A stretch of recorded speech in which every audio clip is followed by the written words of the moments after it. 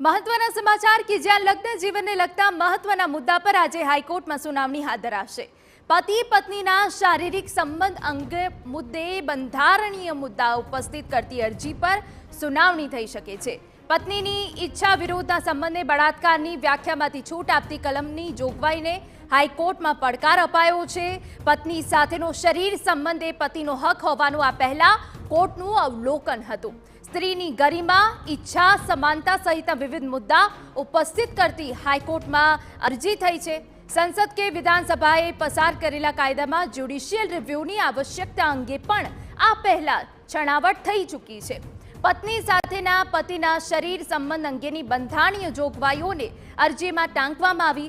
સમાનતા, અભિવ્યક્તિના અધિકાર અને સ્વતંત્રતાના મુદ્દા પણ અરજીમાં ઉઠાવવામાં આવ્યા છે। આ પહેલા high court attorney general of India સહિતના પક્ષકારોને જારી કરી ચૂકી છે નોટિસ। અમારા સંવાદદાતા રોનક વર્મા વધુ વિગતે વાત કરવા જોડાયા છે। રોનક, પૂરી અપડેટ। મરજી વગર બંધાયેલા શારીરિક સંબંધ અને તેને લઈને જે ઉદ્ભવતી ન્યાયિક પ્રક્રિયા હંમેશા ચર્ચાનો વિષય રહી છે। તેમાં ન માત્ર ગુજરાત હાઈકોર્ટ પરંતુ સુપ્રીમ કોર્ટ દ્વારા પણ અનેક ચુકાદાઓ આપવામાં આવ્યા છે। આ જ પ્રકારની એક અરજીને લઈને ગુજરાત હાઈકોર્ટમાં આજે સુનાવણી છે તે સંભવ થઈ છે।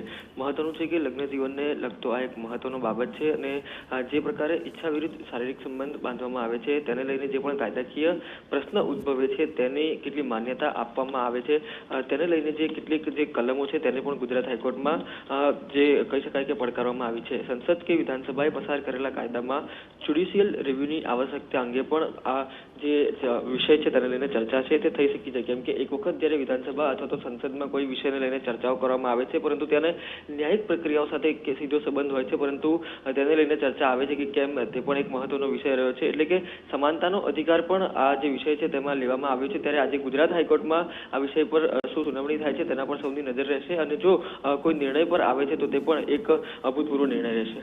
બિલકુલ, આભાર રોનક। તો મહત્વના મુદ્દાઓ પર આજે સુનાવણી હાથ ધરવામાં આવશે।